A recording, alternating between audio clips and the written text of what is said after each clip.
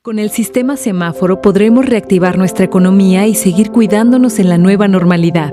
Conoce cómo funciona cada etapa. Cuando el semáforo de tu estado esté en color rojo, solo las actividades esenciales como la producción y venta de alimentos pueden trabajar con las medidas de prevención necesarias como la sana distancia y la sanitización. En naranja, se suman actividades no esenciales como hoteles y cines, pero solo a la mitad de su capacidad y siguiendo las medidas de prevención. Además, podremos acudir a los parques cuidando el 30% de capacidad. Si está en amarillo, las actividades no esenciales como restaurantes, hoteles y plazas podrán estar a un 60% de capacidad con las medidas de prevención. Finalmente, cuando esté en verde se podrá regresar a las clases presenciales, así como a los bares y gimnasios, cuidando las nuevas medidas sanitarias para evitar contagios. Para mayor información visita coronavirus.gov.mx. Juntos saldremos adelante. Gobierno de México.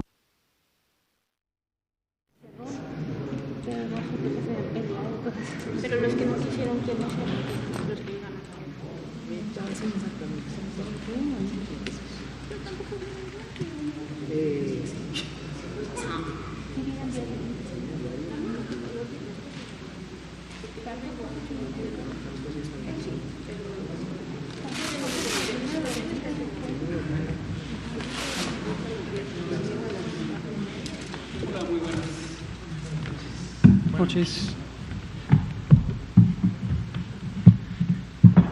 Muy buenas noches tengan todas y todos ustedes. Son las 19 horas del martes 14 de julio de 2020. Estamos en el Palacio Nacional de México, en la Ciudad de México. Vamos a iniciar la conferencia de prensa diaria sobre COVID-19, la pandemia causada por el nuevo coronavirus SARS-CoV-2. Hoy vamos a presentar el informe técnico con 3 estados, así como lo hemos estado haciendo, y vamos a entrar en cierto detalle sobre lo que está ocurriendo y reitero que el interés, la importancia de esta conversación, donde particularizamos a las entidades federativas, es para ver la situación epidémica y qué lecciones útiles se pueden tomar en tiempo real para las personas que sepan en el sitio donde están viviendo cómo contribuir de manera positiva a su prevención, a la prevención de la transmisión de COVID entre su familia, entre sus amigos, sus vecinos, su comunidad, conozca o no a las personas. Insistimos y seguiremos insistiendo, enfrentar a una epidemia que es un fenómeno natural, que en este caso ha sido la epidemia más grande desde los últimos 102 años, el referente más cercano de una epidemia de esta magnitud fue la pandemia de influenza en 1918 y 1919, al inicio del pasado siglo XX, y fue un fenómeno sumamente importante que afectó a toda la humanidad.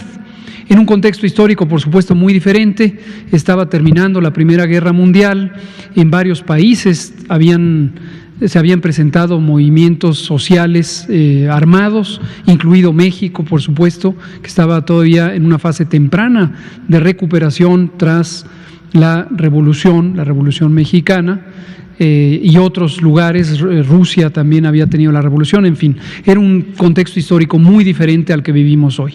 Pero ciertamente, a pesar de eso, en 100 años no se había vivido una pandemia con la intensidad que tiene hoy COVID-19. Desde luego, influenza ha sido una enfermedad emblemática de representar a las epidemias o a las pandemias de enfermedades respiratorias, y a lo largo del siglo XX existieron otras pandemias de influenza. También al inicio del siglo XXI, concretamente en 2009, tuvimos una pandemia de influenza donde México, junto con Estados Unidos y Canadá, fuimos los países de inicio. Nunca se supo a ciencia cierta dónde había iniciado. Es interesante este elemento histórico. En su momento se señaló a México como el punto de origen de la pandemia de influenza 2009 y se habló de que en una localidad del estado de Veracruz, en Perote, había iniciado la pandemia. Y es interesante porque también esa experiencia refleja cómo se va construyendo una historia, una narrativa pública, una verdad, aunque no esté documentada científicamente. Y quedó en la historia, quizá en la conciencia de muchas y muchos de ustedes, la idea de que la pandemia de influenza 2009 había iniciado en unas granjas porcinas en Perote, Veracruz, cuando no hubo nunca una evidencia científica que demostrara eso, y cuando sabemos quienes lo vivimos en tiempo real, que simultáneamente en Estados Unidos y en Canadá existía un fenómeno semejante. Posiblemente muchos de ustedes no sabían esa situación, pero así fue. Simultáneamente Canadá y Estados Unidos estaban teniendo un fenómeno semejante, en donde la temporada de influenza del año inmediato anterior, 2008, se había extendido ya por algunas semanas y nunca se supo a ciencia cierta dónde empezó la pandemia de influenza 2009, como tampoco se supo la de 1918, que en su momento fue apodada o etiquetada como la epidemia de gripe española, y la investigación científica e histórica posterior ha descartado que esta enfermedad de 1918, la influenza, que también fue H1N1, hubiera empezado en España, que algunos piensan que empezó en el continente americano. Fíjense ustedes la historia. Bueno, regresando a COVID-19, estamos en el siglo XXI, estamos en 2020. Lo que quiero retomar es la idea de que la información que se presenta en este foro, en estas más de 136, creo que hoy cumplimos la 137 conferencia de prensa, tiene un propósito técnico, y el propósito técnico es comunicar a la población mexicana a través, de manera directa y a través de ustedes como comunicadoras y comunicadores, la realidad epidémica tal como la estamos identificando a partir de la información técnica que generan todas las entidades federativas. Todos los estados están obligados por ley, por la Ley General de Salud, su título 8, a proveer información para la vigilancia epidemiológica de este y muchos otros fenómenos. Ha sido muy grato el convivir en este espacio técnico con las funcionarias y funcionarios de salud de las entidades federativas y también con los gobernadores y la gobernadora de Sonora y la jefa de gobierno, que son las únicas dos mujeres entre los mandatarios estatales. Y en cada momento ha sido muy productivo porque encuentra uno visiones, perspectivas, experiencias y además contribuciones muy valiosas de lo que se hace a nivel local. Hoy quiero comentar que tuve el privilegio, el gusto, porque siempre me da mucho gusto verlo, de platicar con el doctor Manuel de la O. Cavazos. Él es el secretario de Salud del Estado de Nuevo León. Vino a la Ciudad de México a resolver algunos asuntos y lo recibí en la oficina. Estuvimos comentando la situación epidemiológica de Nuevo León respecto a COVID-19. Le mandé, por supuesto, saludos al señor gobernador y también identificamos experiencias muy valiosas de cómo en un estado que es mayormente industrial, que tiene una población económicamente activa, mayormente empleada en empleos estables, ha enfrentado la epidemia con la contribución de una parte muy importante de la sociedad y del sector privado y del sector social en el Estado, además, desde luego, del sector público. Y lo que relataba el doctor Manuel de la O, brillante pediatra, muy talentoso como pediatra, como maestro de la Universidad Autónoma de Nuevo León y además como secretario de Salud, es cómo la vinculación con la sociedad se ha dado a partir de estas experiencias de convencimiento, que es justo lo que enfatizamos aquí, este mensaje de que todas y cada una de las personas que viven en el país tienen un papel que jugar. ¿Y por qué lo digo hoy?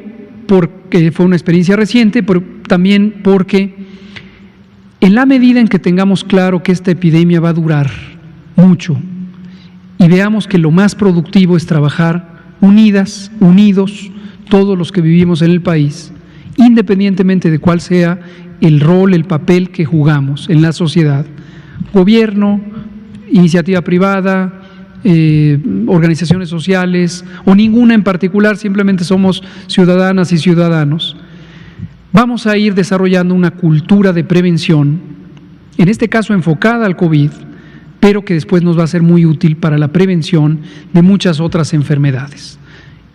Y eso es un valor que tenemos la oportunidad de construir para nuestro país en tiempo real y poder enfrentar con éxito esta epidemia.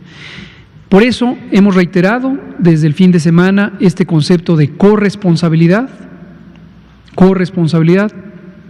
Todos, todas debemos y tenemos la oportunidad de ser corresponsables, cuidarnos unos a otros. Y en la medida de que tengamos conciencia de que así se vive de una manera madura como sociedad, un problema que nos atañe a todos, un problema que ha afectado a todas las personas, un fenómeno emergente, un fenómeno natural causado por una partícula biológica, vamos a empezar a centrar de manera más productiva los esfuerzos de manera conjunta. Entonces, con eso quise abrir con esta experiencia y vamos a ir incorporando estos mensajes. Bueno, platico otra que también me interesa comentar en tiempo real. Todo esto fue a lo largo del día de hoy. También tuve la oportunidad de platicar por teléfono con el gobernador Cuitláhuac García, el gobernador de Veracruz, quien nos relataba al maestro Ferrer y a mí sobre el acontecer de la epidemia en Veracruz. Como saben y lo hemos presentado, Veracruz está en este momento en una fase de ascenso y también de dispersión de la epidemia, y me dio gusto saber que en Veracruz están trabajando en varios frentes, están abriendo unidades temporales COVID, se le están enviando a Veracruz 130 ventiladores nuevecitos de los que vimos en la mañana, orgullosamente un producto nacional, producto de instituciones públicas que se aliaron con empresas privadas que actuaron sin fines de lucro. La creatividad, la inteligencia, el sentido de colaboración de la comunidad técnica y científica de México se expresa ahí, en estos 2 ventiladores. El liderazgo de CONACYT, de su directora general, la doctora María Elena Álvarez Builla, ha sido sobresaliente. Entonces nos dio gusto presentar en la mañana los ventiladores y 130 de ellos se van a Veracruz para cubrir el extenso territorio de Veracruz en todas sus unidades. Y también me relataba el gobernador Cuitláhuac García que ha tomado la decisión de emitir un decreto con carácter inmediato para ejercer acciones administrativas que permitan reducir la movilidad en casi 50 municipios del estado. Y celebro esta decisión, me parece que es un ejemplo de responsabilidad, de dedicación y de actuar en una forma contundente cuando así se requiere para disminuir los riesgos de transmisión. Eso también quería compartirlo. Vamos a empezar ahora. Le pido al doctor Alomía si es tan amable de presentar la parte nacional del informe técnico y yo tendré el gusto de presentar los 3 estados seleccionados. Con mucho gusto y con su permiso, señor subsecretario. Muy buenas tardes con todas y con todos.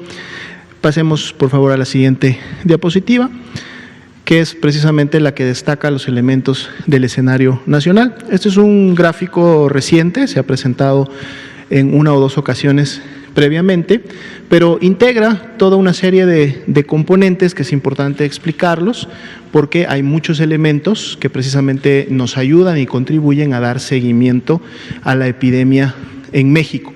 Pueden ver ustedes que el gráfico está básicamente compuesto por barras, ¿no?, que tienen diferentes colores, son 3 colores que hay en las barras, y 2 líneas, una línea verde y una línea de color oscuro. Vamos a explicar cada una de ellas. En el caso de las barras, se encuentran precisamente representados, y en esos 3 colores, las más ya al día de hoy de 756,000 personas que han ingresado a protocolo de estudio por ser casos sospechosos de COVID-19. Y las podemos ver representadas desde la semana epidemiológica número 10, allá por fines de febrero, primeros de marzo, y cómo se han comportado en relación a cómo han ido avanzando el tiempo y las semanas epidemiológicas. Vemos lógicamente que en la medida que vamos avanzando en las semanas epidemiológicas, la suma de todas las barras mantiene un incremento, pero esto no necesariamente representa un incremento de los casos confirmados, sino representa la manera como se han estado estudiando a estas 756,000 personas. Es decir, en la medida que va progresando la epidemia, se van presentando los casos sospechosos, todos estos ingresan a un protocolo y son estudiados. Ahora, ¿qué pasa con este número grande de personas? Pues básicamente se dividen luego en 3 grupos principales.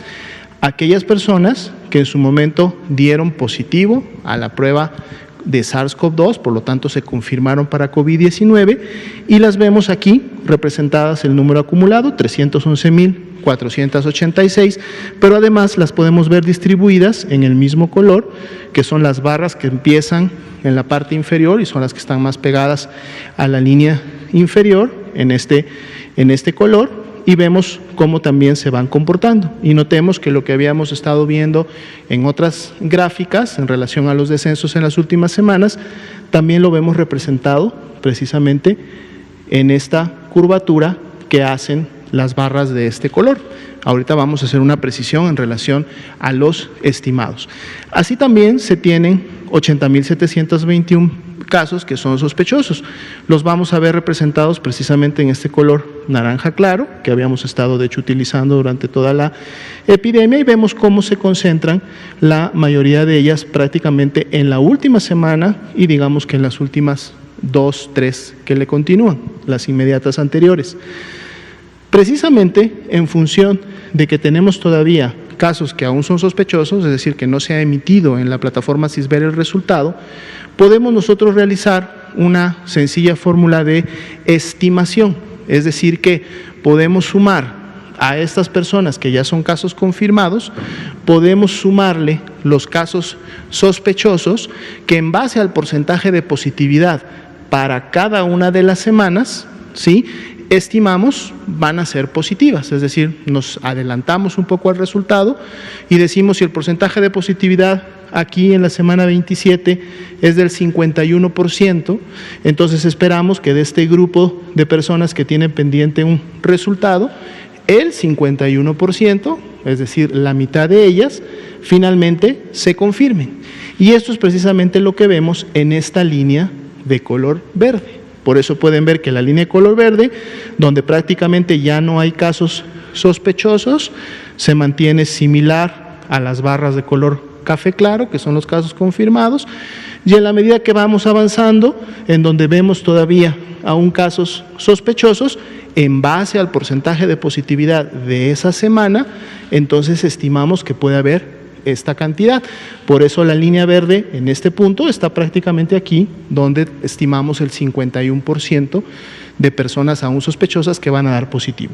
Y entonces esta línea verde, a su vez, cuando sumamos todas las semanas, en vez de decir que tenemos solo 311,486 casos confirmados ya por laboratorio, podemos obtener este número, que son los casos estimados. Y de este número podemos estimar que muy probablemente en México ya tenemos 349,893 casos estimados que en su momento van a también ser confirmados por laboratorio.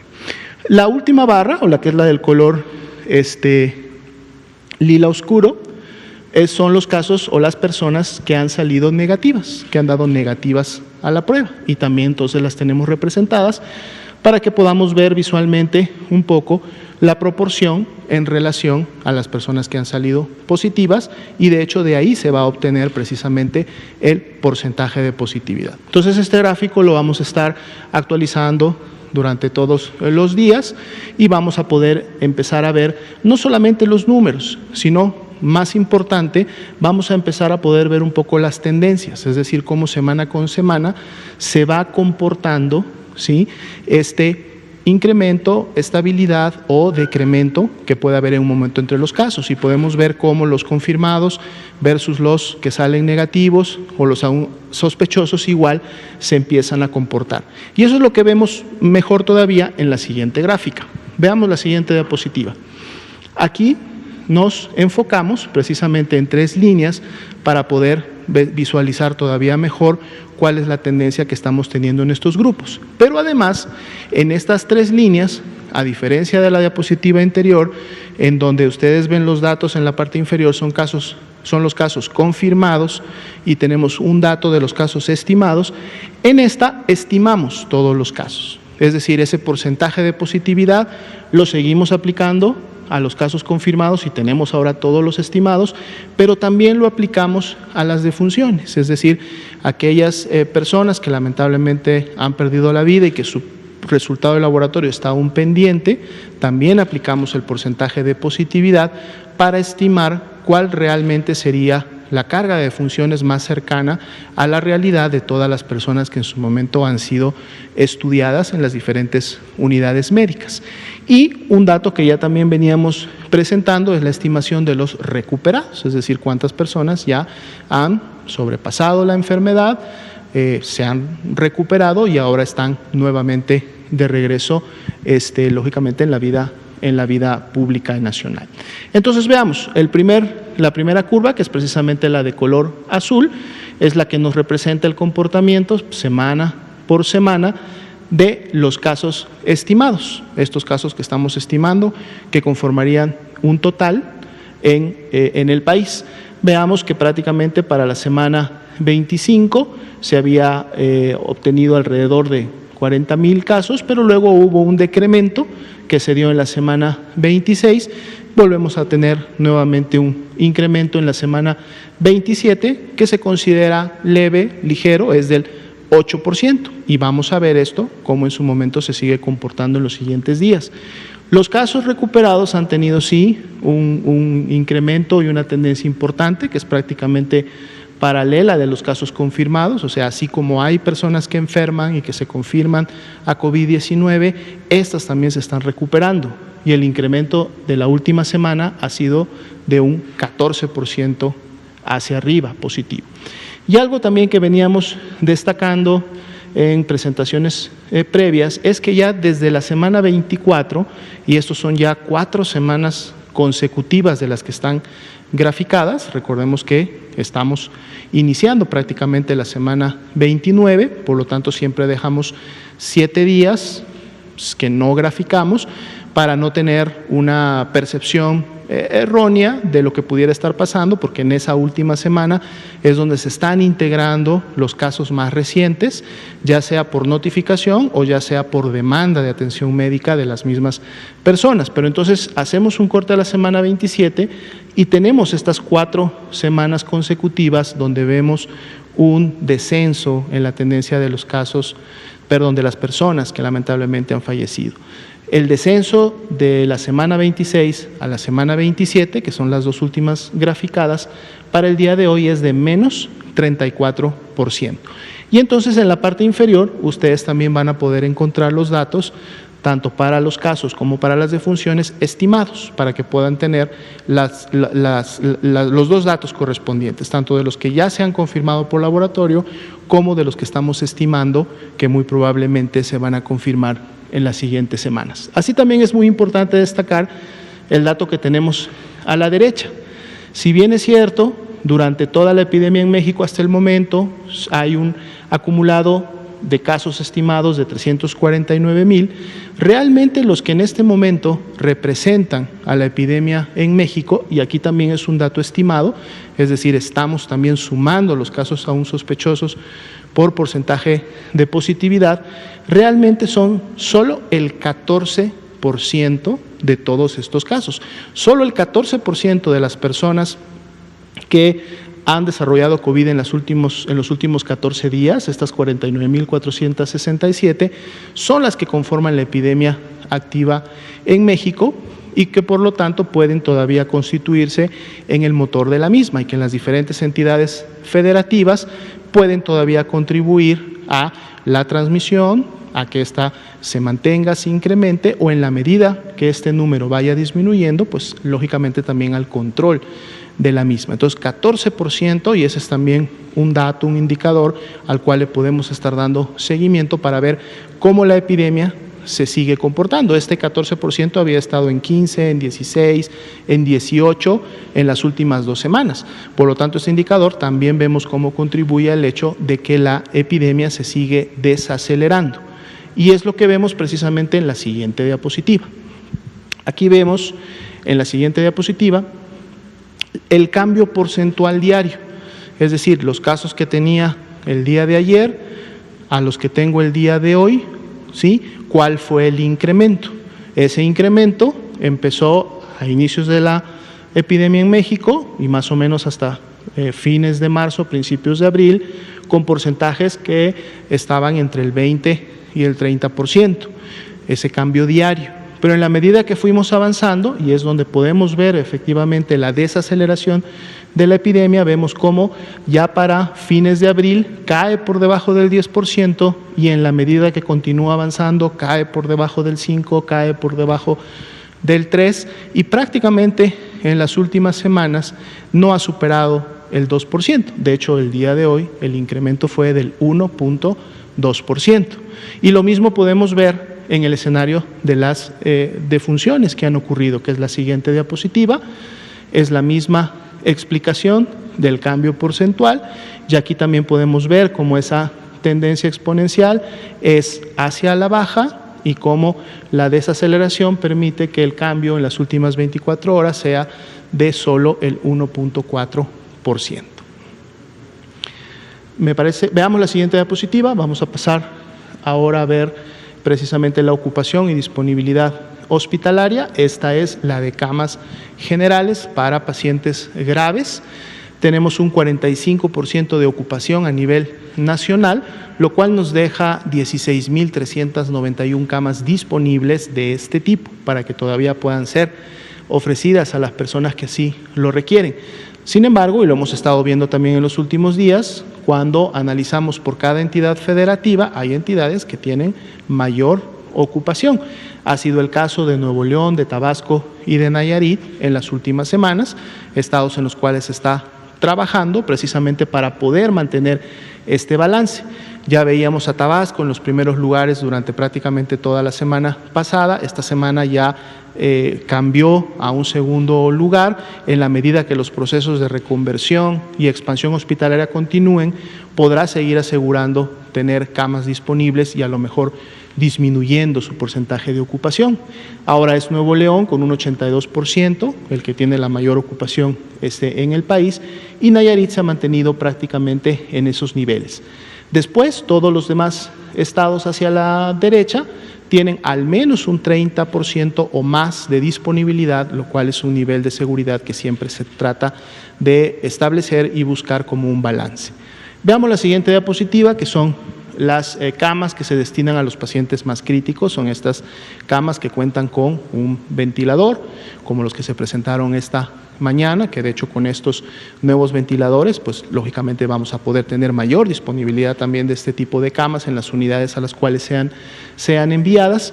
Y aquí vemos que hay un 39% de ocupación a nivel nacional, lo cual deja 5.908 camas de este tipo todavía disponibles, pero nuevamente vemos cómo esto varía dependiendo del estado en el cual analizamos la situación. Nuevo León, al igual que en camas generales, también está encabezando en estos momentos la ocupación de camas con ventilador con un 60%, sin embargo, este 40% todavía representa una buena ventana de seguridad para poder ofrecer estos servicios, y todos los demás estados pues tienen arriba de este 40% en función de su disponibilidad. Este sería el escenario nacional para esta noche. Gracias.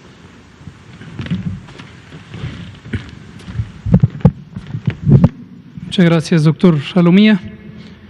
Vamos a continuar con el escenario de 3 entidades federativas. Si me pasan la siguiente, por favor. Hoy vamos a ver Aguascalientes, y en Aguascalientes vemos el esquema de información que ya explicó el doctor José Luis Salomía, director general de epidemiología, en donde nos interesa tener en una sola imagen, para propósitos comparativos, los distintos conjuntos de que se compone las personas que están involucradas en esta epidemia. Todos partimos de personas que tienen síntomas, que han sido detectadas por tener esos síntomas, ya sea que han acudido a las unidades de salud o que han sido estudiadas en los estudios de casos y contactos.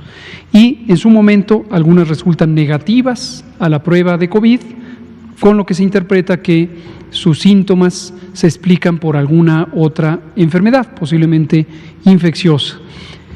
Los que permanecen como sospechosos y están aguardando el resultado, los confirmados y finalmente también las muy lamentables defunciones que han ido ocurriendo. En Aguascalientes lo que vemos es una tendencia a la alza hasta llegar a la semana 23 y desde la semana 23 una estabilidad. Este término es un término genérico que usamos ya hace algunas semanas. Estabilidad, a lo único que se refiere aplicado a este contexto es que no hay un cambio ni de aumento ni de disminución de la epidemia. Eso es lo único que nos referimos con estabilidad.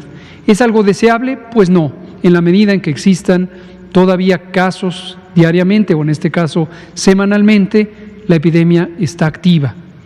Pero es menos desfavorable que la epidemia permanezca gruesamente con la misma cantidad de personas enfermas por semana a que permaneciera creciendo y creciendo, creciendo. Entendiendo, por supuesto, esto es de sentido común, que en ningún caso es deseable que exista acaso solo un caso de la epidemia. Pero esta es la tendencia que tiene en este momento Aguascalientes con 3.263 casos estimados en los últimos 14 días. La siguiente, por favor.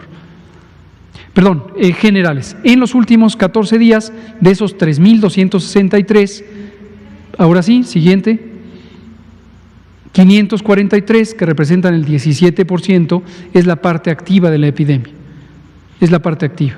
El conjunto, 2.600, es lo que ha ocurrido desde que inició la epidemia en Aguascalientes, pero 17% son de los últimos 15 días. Y en este mismo sentido, los casos estimados van a la alza, llegaron a esa estabilidad desde la semana 23. Cuando decimos estabilidad, también está claro que es con algunas fluctuaciones. Concretamente, en la última periodo aquí documentado, que es entre la semana 26 y la 27, en este momento estamos en la semana 29, es decir, esto es lo que ocurrió hace 3 y 2 semanas respectivamente, tuvimos este incremento. Y en cambio, las personas recuperadas que fueron incrementando ya disminuyeron y hemos comentado respecto a otros estados que hay un desfase. En el momento en que ya no crece la cantidad de casos diarios, posteriormente empezamos a ver, con un promedio de 15 días después, un descenso en los casos recuperados, porque ya pasó el periodo en que estas personas se empezaron a recuperar. La mortalidad, por su parte, va disminuyendo en la última semana a 17%. La siguiente. Y cuando vemos el detalle municipal, es importante ver, como en otras entidades federativas, cierta heterogeneidad. Algunas entidades federativas van creciendo a una tasa de 50 por 100,000 habitantes, es el caso de Rincón de Romos, también el municipio de Aguascalientes, mientras que otros crecen pero a una velocidad menor, Asientos y Calvillo, y otros incluso han estado descendiendo como Pabellón de Arteaga, que se encuentra desde la semana 23, también con estas variaciones, pero una tendencia general al descenso. Y ahí está la ocupación hospitalaria, específicamente del estado de Aguascalientes, como siempre dejamos en claro, de acuerdo a la información que la propia entidad federativa provee. Para nosotros no hay otra fuente oficial que sea más válida que el propio gobierno del estado informando cuál es su situación, tanto epidemiológica como de ocupación hospitalaria. La siguiente, por favor. Y lo vemos en un mapa, también por distintas intensidades en esta escala. Ojo, no confundirse con los mapas diversos que presentamos ayer. Ayer, para cada entidad federativa, usamos una escala de 4 niveles. Es una animación, sígala la animación, de 4 niveles que fueron representando dónde estaba la mayor intensidad. Hoy estamos presentándolo así, arrancamos siempre desde la semana en donde no había casos, que era la semana 10, y aquí vamos viendo cómo cambia. Semana 10, sigamos con Aguascalientes, semana 12, semana 13, semana 14, semana 15, semana 16, semana 17, semana 18, 19, 20, 21, 22, 23, 24, 25, 26 y finalmente 27. ¿Qué nos interesa de ver esta animación? Que usted, que es una persona que vive en Aguascalientes o cualquier otra persona que tenga interés en este aspecto, identifique cómo la epidemia no es constante, no es todo el tiempo creciendo, sino que se va presentando en parches, en una forma heterogénea, donde tenemos algunas entidades federativas que habían llegado a niveles intensos de incidencia, como se muestra, luego empiezan a disminuir. Aquí vuelve semana 10, pero vean ustedes cómo aumenta, vean este lugar y regresa a cero. Y así, algunos tienen transmisión a esas escalas y luego regresan a cero. Esa es la historia de lo que va ocurriendo con la epidemia. Veamos otra entidad federativa. Colima. Colima mostramos ayer un mapa, hoy lo vamos a volver a ver, donde la zona costera, los municipios costeros, tienen la mayor carga de enfermedad en este momento, en la semana 27, que es la más recientemente representada ahí, y el resto tiene menor transmisión. Veamos la tendencia general para el Estado, ha sido creciente, continúa creciente. Esto es parte de lo que se esperaba para Colima. Todos estos estados que tienen una curva epidémica que va subiendo de manera constante, es su primer momento de transmisión, su primer ciclo.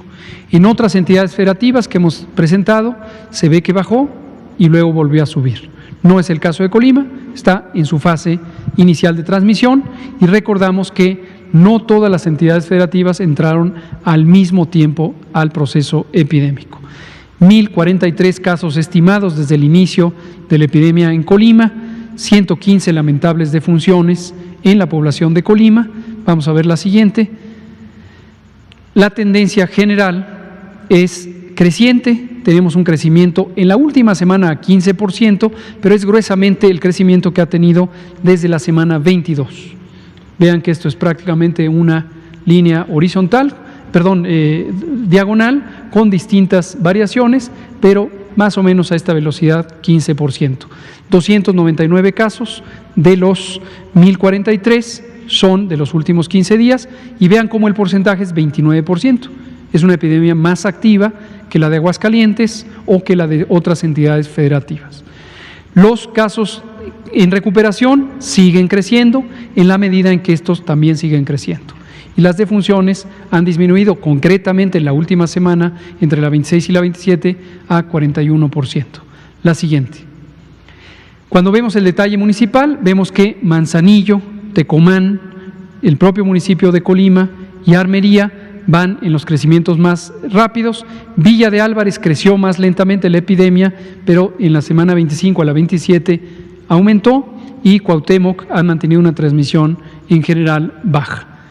La ocupación hospitalaria, 30% de las camas en las que se utiliza ventilación mecánica para las personas críticamente enfermas y 50% en camas generales. La siguiente. Veamos la animación, ahí está cómo Colima ha ido cambiando, semana 13, 14, 15, 16, 17, 18, 19, 20, 21, 22, 23, 24 y 25 y 26 y 27. ¿Sí? Ojo con la escala, Ayer esto lo veían de color en el más intenso. La escala hoy la estamos presentando uniforme para todas las entidades federativas que presentamos y así nos vamos a seguir. Ayer usamos una escala específica para cada entidad federativa, pero la idea es la misma, es niveles de intensidad. Y la escala concretamente ahí está medida como casos por 100,000 personas. La siguiente, por favor. Terminamos con Jalisco. Jalisco es una entidad que también desde el inicio habíamos anticipado que iba a tener una entrada tardía a la epidemia, en parte por las intervenciones que se hicieron de reducción de la transmisión, medidas de mitigación comunitaria que empezaron desde el 17 de marzo, como conocemos, y esto retardó el inicio de la epidemia, vean ustedes, aquí, pero en este momento empezó a aumentar su epidemia. Desde la semana 23 se ha mantenido estable, de acuerdo con la información que proporciona la entidad federativa, y lo que vemos es que de estos 1.564 casos estimados, han fallecido desafortunadamente 1.084 personas. Vamos a ver en la siguiente diapositiva cómo de esos 10.564, 1.803 son de los últimos 14 días y tiene 10% de casos nuevos, de casos en los últimos 14 días. Últimos respecto a lo que aquí se presenta. Y vemos que este periodo de estabilización, aunque para esta última semana es un crecimiento de 14%, es un trecho ya de 4 semanas hasta lo que se representa aquí. La próxima semana lo sabremos para la semana 28 y la actualmente en curso, la 29. Las recuperaciones disminuyen. Vean nuevamente ese patrón constante. Cuando se estabiliza el crecimiento de los casos, llega un punto en donde empiezan a disminuir las recuperaciones. Ojo, no interpretarlo como que ya la gente no se está recuperando. Es simplemente que la cantidad de personas recuperadas ya no está en aumento porque ya no está creciendo los casos nuevos. ¿Sí? ¿Queda clara esta idea? No se vaya a interpretar como que en Jalisco ya no se recuperan. No es eso. Se recuperan igual y se recuperan igual que ocurre en las otras estados, en un promedio de 14 días para los casos leves, 21 en promedio para los casos graves. Simplemente que si ya no hay aumento de la epidemia, llega un punto en donde también la velocidad en la que se van sumando los casos recuperados empieza a disminuir. La mortalidad disminuyó al 31% en la última semana, 26 a 27. Veamos ahora por algunos de los municipios. Tomamos solo algunos, no son todos. Puerto Vallarta, Guadalajara son las zonas donde la epidemia crece a mayor velocidad, mientras que Zapopan, San Pedro, Tlaquepaque, Tonalá y Tlajomulco lo hacen a una menor velocidad. Y vean ustedes cómo cuando entramos al nivel municipal se ve las razones por las que una entidad federativa puede tener distintos patrones de ocurrencia. Para el conjunto de Jalisco, la epidemia se presentó estable desde la semana 23.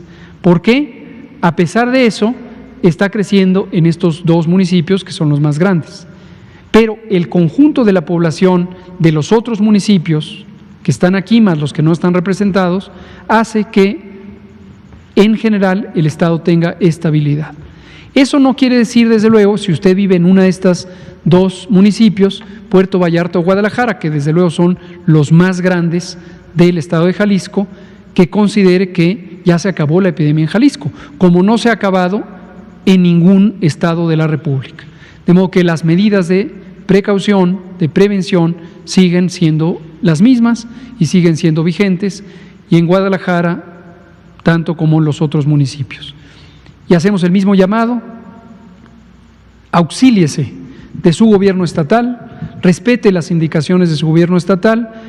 Hay una razón bien pensada por la cual en la entidad federativa donde usted vive se ha ajustado los indicadores generales del semáforo a las particularidades de su estado.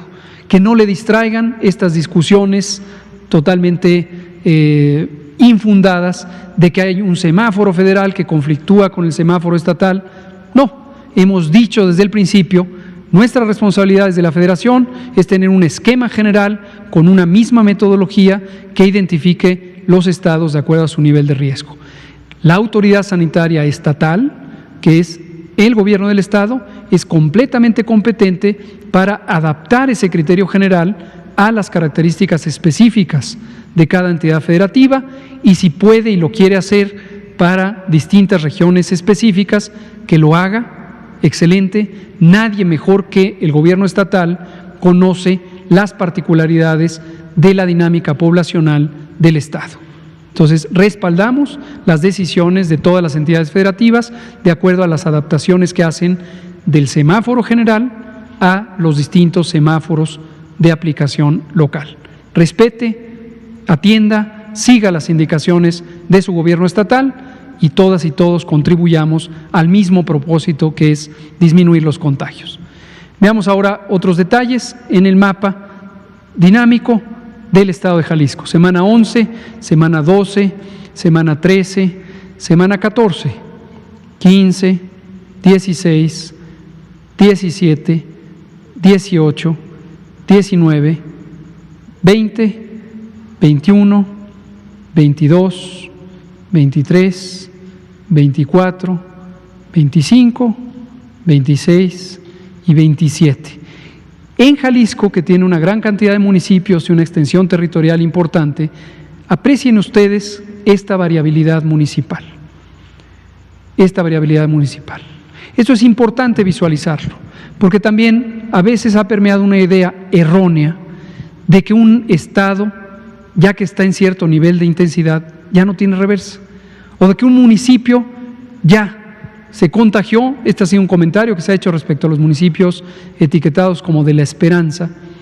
Ya se echaron a perder porque ya se llenaron de COVID. No, de ninguna manera funciona así. Lo vemos en Jalisco, ocurre lo mismo en Oaxaca, en Chiapas, en muchos otros lugares, donde teníamos una gran cantidad de municipios originalmente sin casos, que después tuvieron casos y después regresaron a no tener casos o tener muy poquitos. Vean ustedes cómo hay algunos que prenden, apagan, ahí se volvió blanco otra vez, etcétera. Espero que esto ayude a la población a visualizar de manera más clara esta dinámica, este movimiento, este cambio continuo de la epidemia. Y no verlo también como un asunto que fatalmente va acumulando y acumulando y acumulando casos. Esta es una visión importante de tener para que tenga una realidad más clara para la población. Lo otro es un poco pues un entendimiento muy incompleto de la epidemia. La siguiente. Es todo. Muy bien, vamos a abrir a preguntas y respuestas. Nos quedan 15 minutos. Araceli Andanday, de Canal 11, y Carlos Guzmán, de ABA Noticias Veracruz. Daniela Pastrana, pie de página. Gracias, doctor. Buenas noches. Preguntarle si México está colaborando con Estados Unidos para conseguir una vacuna y preguntarle si es posible el semáforo que sea quincenal. Muchas gracias. Gracias, Araceli. No hay una colaboración específica país con país. En este caso, el tema de las vacunas se ha abordado a nivel global. Por cierto, a partir de, entre otros elementos, de la propuesta que hizo México, el gobierno de México, en la Organización de las Naciones Unidas. Otra de las actividades que tuvimos hoy fue una reunión con el señor presidente, en la que tuvimos el gusto de recibir a nuestro colega, exsecretario de Salud, amigo y embajador en las Naciones Unidas, el doctor Juan Ramón de la Fuente Ramírez. Y comentaba él sobre el impacto positivo que tuvo en el sistema de Naciones Unidas, precisamente esta resolución. Recordarán que se tomó por mayoría, una amplia mayoría, una propuesta del Gobierno de México de que la Organización de las Naciones Unidas, y en el tema de salud también a través de la Organización Mundial de la Salud, para instrumentar mecanismos de cooperación global que disminuyeran el riesgo y el impacto de las dinámicas de acaparamiento del mercado. La vacuna contra COVID va a ser un producto extremadamente valioso. Como ha comentado el doctor Alcocer en otras ocasiones recientes, existen más de 120 candidatos, productos, moléculas, sustancias, candidatos, tecnologías, candidatos a convertirse en una vacuna segura y eficaz. No todos estos 120 productos terminarán siendo una vacuna segura y eficaz. Hay cerca de 7 productos que han sido desarrollados con mayor éxito, a un mayor grado de avance, y dentro de estos hay 3 o casi 4 que están en grados muy avanzados de desarrollo y que han estado ya en un proceso de investigación clínica, es decir, investigación en seres humanos, que tradicionalmente tiene las etapas 1, 2 y 3. 3 es la última etapa antes de solicitar los registros sanitarios en los distintos países de interés, y hay al menos un producto que ya está en esta fase 3 avanzada. Entonces, se han formado distintos consorcios mundiales en donde existe la colaboración de entidades académicas, industria privada, gobiernos, financiadores de diversa naturaleza, privados, y estos consorcios han ayudado a identificar ¿cuál podría ser el proceso más rápido de implantación? Una vez que surjan estas vacunas, ¿cómo podrían estar accesibles a los países?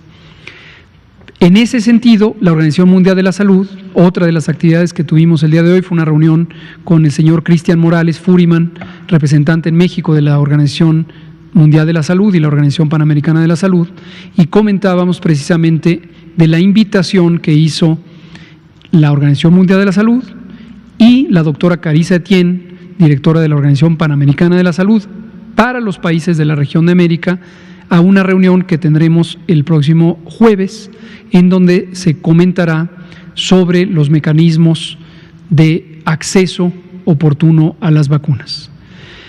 Y en su momento, los países, desde luego, la vacuna tendrá cierto costo, pero se está buscando que haya consolidación de las demandas a través de algunas filantropías que permitan tener unas compras consolidadas, y aquellos países que pudieran estar interesados podrían acceder a eso.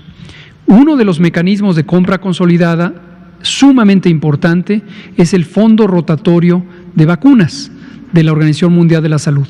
Este es un modelo de solidaridad económica y de cooperación técnica, no es solamente comprar, sino es además cooperación técnica que tiene la Organización Panamericana de la Salud, y es algo en lo que el gobierno mexicano está muy interesado desde que empezó esta administración, estar adheridos al fondo rotatorio, y a través del fondo rotatorio es como la Organización Panamericana de la Salud va a canalizar la oportunidad de adquirir la vacuna de COVID.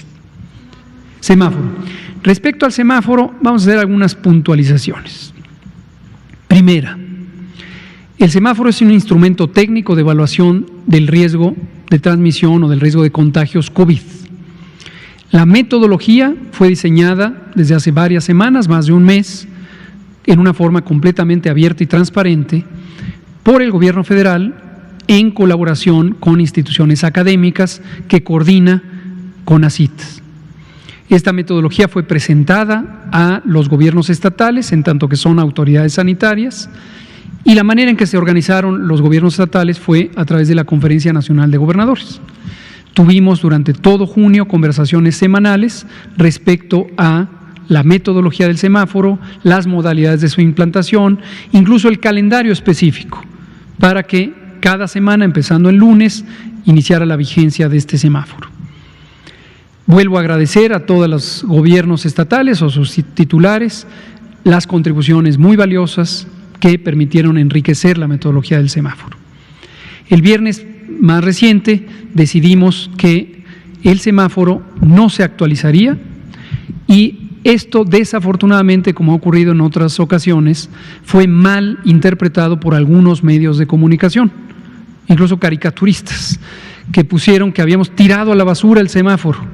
No está tirado a la basura, el semáforo sigue vigente, es una disposición que se publicó en el Diario Oficial de la Federación y sigue vigente hasta que no sea revocado. ¿Que nos peleamos con los estados? Falso, no se peleó nadie con los estados. ¿Que estamos pasándole la responsabilidad a los estados? Falso, esa es una responsabilidad y una atribución del gobierno federal, en tanto la autoridad sanitaria es la Secretaría de Salud para el conjunto del país, como lo establece el artículo 4 de la Ley General de Salud. ¿Sigue vigente el semáforo? No es cierto que estamos sin brújula, que estamos a la deriva, que no sabemos a dónde vamos. Sigue vigente el semáforo más recientemente presentado aquí. Sigue vigente. Lo que se detuvo fue la actualización, y la motivación tuvo que ver, como lo dije abiertamente el viernes pasado, con que identificamos inconsistencias en la información que proveen algunos estados. Hubo reacciones, hubo sentimiento de culpa, ya me están criticando, nadie se debe ofender, este es un espacio técnico y lo que decimos lo decimos con evidencia. Sabemos exactamente cuáles y cuántos estados no actualizaron información muy importante, en especial la ocupación hospitalaria. Entonces se paró la actualización. Ahora, Nuestra respetadísima secretaria de Gobernación, la ministra Olga Sánchez Cordero, comentó ayer que además en estas conversaciones con la Conferencia Nacional de Gobernadores hubo propuestas de que fuera quincenal. Eso también ya lo habíamos comentado aquí. El gobernador Omar Fayad de Hidalgo propuso que lo actualizáramos cada 15 días. Se sumó a esa perspectiva la jefa de gobierno de la Ciudad de México y no me acuerdo quién otro también dijo lo mismo. Nos pareció una muy buena idea porque si el semáforo requiere para su implantación algunos días de adaptación en los comercios, en la actividad pública, en las empresas, si lo cambiáramos cada semana, de acuerdo a la información que se produce y su análisis, podría ser muy desgastante el tratar de ir adaptándose a un ritmo tan rápido. Nos pareció una buena idea, no quedó como un acuerdo, pero nos parece que se sincroniza con lo que ocurrió esta semana. Y dado que a todo mundo nos pareció adecuado, pues qué bien. Entonces sigue vigente el semáforo recientemente publicado. Este jueves, termino con esto, vamos a tener una nueva conversación, como la tenemos todas las semanas, convocada por la ministra Sánchez Cordero, y vamos a revisar este semáforo. Respecto a la cita o videoconferencia específica para el sector salud que habían perdido algunos gobernadores, encantados, el doctor Alcocer les dijo que con mucho gusto, se había programado para mañana miércoles, pero decidieron posponerla, no pasa nada, en todo momento que quieran platicar, estamos abiertos a ello. Gracias, Araceli. Vamos a darle a Carlos Guzmán y a Daniela Pastrana y a usted. ¿Qué tal, doctora Lomía, doctor Gatell? Carlos Guzmán de Aba Noticias, Veracruz, agradeciéndole mucho esta precisión que hizo de la conversación que tuvo con el gobernador Cuitláhuac García y este decreto que se emite de resolución inmediata. Preguntas rápidas, esta parte del semáforo creo que es muy importante, entonces, en dado caso de la conversación que se tenga el jueves, el viernes podría darse una nueva actualización del semáforo ya para cada 15 días. La otra, el sábado pasado asistimos a un evento con la jefa de gobierno y la secretaria de salud local, el sur de la Ciudad de México, donde se comentaba que para el 1 de octubre podría darse ya a nivel nacional el inicio de vacunación en contra de lo que es la influenza tradicional. No sé si ustedes tengan también el mismo dato, si nos puede compartir. Y la tercera, hace rato, después de la presentación de estos respiradores con tecnología 100% mexicana, platicamos afuera de Palacio Nacional con la doctora Bulia. Ella nos mencionaba junto con el representante embajador ya de nuestro país allá en el Consejo de Seguridad de la ONU, que México va a buscar tomar esta posición para que después del primer trimestre del próximo año que se planea pueda estar la primera vacuna en contra del coronavirus de COVID-19, México pueda tener acceso a esta vacuna. Si nos puede comentar un poco de esto, y muchísimas gracias. Con mucho gusto, Carlos, con mucho gusto.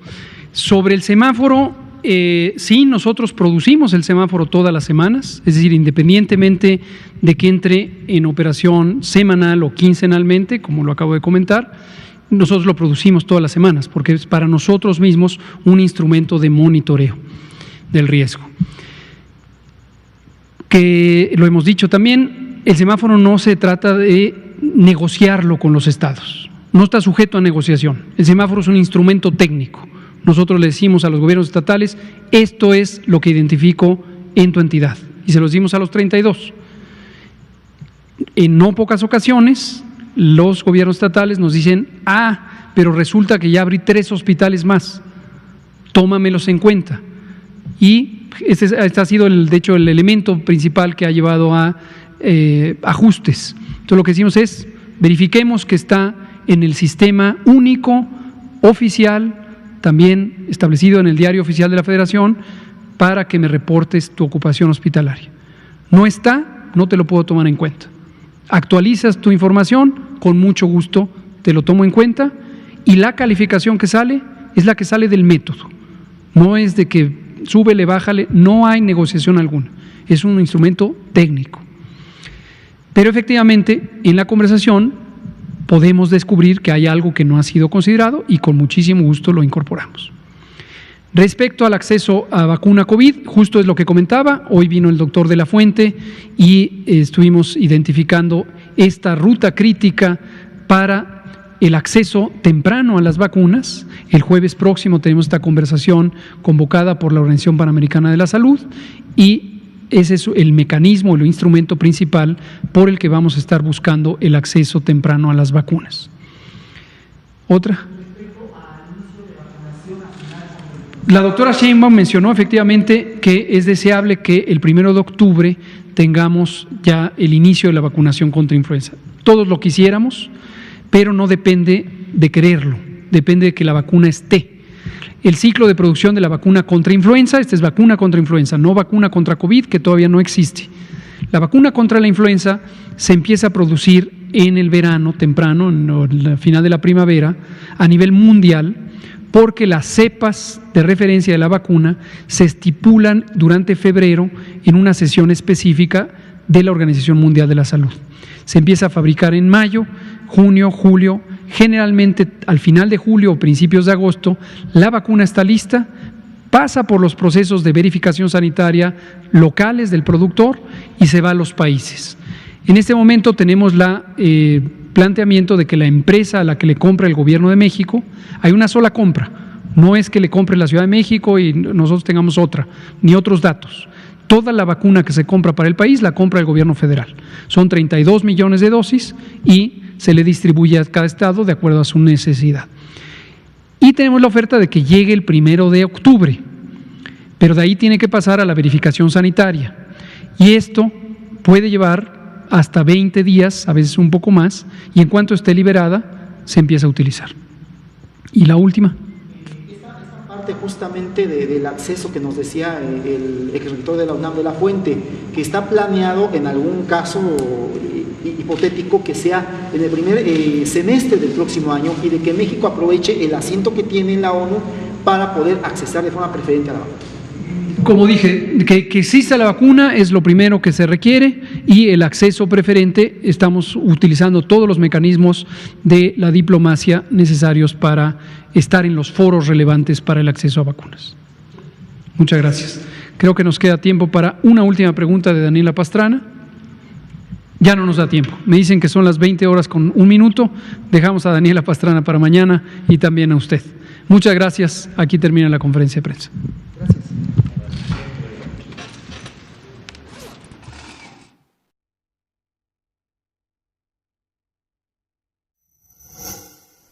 Gobierno de México. En diciembre de 2019, China alertó al mundo sobre la presencia de un nuevo virus en la ciudad de Wuhan. La nueva enfermedad, COVID-19, se esparció rápidamente y en marzo de 2020, la Organización Mundial de la Salud declaró la pandemia y con ello la puesta a prueba de los gobiernos y sus sistemas de salud. De acuerdo con el doctor Hugo López-Gatell, subsecretario de Prevención y Promoción de la Salud, frente a esta alarmante situación, el Gobierno de México inició los preparativos desde los primeros días de enero. El binomio fundamental para enfrentar la contingencia sanitaria se definió desde el principio: el Gobierno y el pueblo de México. La confianza del pueblo en su gobierno y la puesta en marcha de una acertada estrategia basada en evidencia científica se convirtieron en una auténtica epopeya que logró, al enfrentar la pandemia, que en México la infraestructura sanitaria no fuera desbordada, un objetivo sustancial que por desgracia no pudieron cumplir algunos de los países más ricos de la Tierra. El primer paso fue fortalecer el resquebrajado sistema de salud. Se incrementaron rápidamente el número de hospitales y de camas hospitalarias. Las unidades de cuidados intensivos pasaron de 3.552 en enero a 10.360 al 10 de julio de 2020. El personal de salud se incrementó en 47.039 personas. Desde el primer momento y en coordinación con las autoridades de salud, las acciones del CONACYT formaron parte del torrente de iniciativas para enfrentar la pandemia.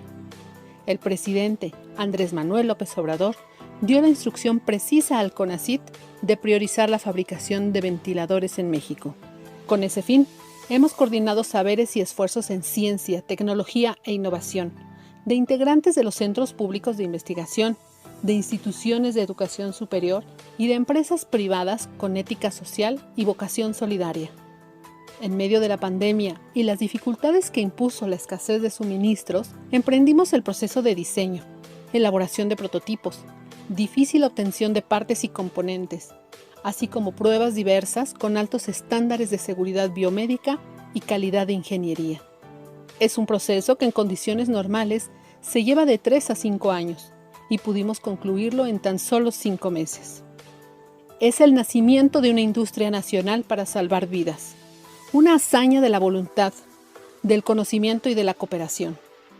Tendrían que ser ventiladores mecánicos invasivos, 100% mexicanos, económicos. Ahora podemos producir ventiladores de alta calidad a precios menores que los del mercado. Esta primera remesa no hubiera sido posible sin la participación del equipo del CONACYT, de las instancias de salud y otras del gobierno federal, de instituciones de educación superior y de empresas sin fines de lucro. A todas y todos expresamos reconocimiento. De manera especial, nuestro reconocimiento a la Fuerza Aérea Mexicana, que nos apoyó decididamente con el transporte de piezas. Ejecatl 4T es un ventilador que tendrá patente del Estado mexicano, un equipo médico de altos estándares de seguridad biomédica y calidad de ingeniería, 100% mexicano, diseñado en el Centro de Ingeniería y Desarrollo Industrial CIDESI, Centro Público de Investigación del CONACYT. Posee un microcontrolador capaz de calcular y aplicar la presión necesaria durante los ciclos de ventilación en pacientes, a través de una bolsa autoinflable conocida como Ambubaj. GATSI. Este modelo fue diseñado por especialistas de la empresa Didetec, con transferencia tecnológica y escalamiento con apoyo de CIDESI y del CONACYT. La ventilación mecánica está basada en un sistema de control por microprocesadores que son accionados neumáticamente. La unidad de control que posee este equipo tiene la capacidad de calcular y aplicar las funciones necesarias para impulsar la ventilación mecánica controlada o asistida durante los ciclos de ventilación en pacientes adultos y pediátricos. Ambos modelos fueron probados en pulmones artificiales y sistemas biológicos. Cumplen con especificaciones internacionales. La creación de estos equipos médicos demuestra la capacidad científica y tecnológica del Sistema Estatal Mexicano de Humanidades, Ciencias, Tecnología e Innovación. Los ventiladores Ejecatl 4T y GATSI son prueba contundente de independencia y soberanía científica y tecnológica. Significan el nacimiento de una industria nacional para salvar vidas.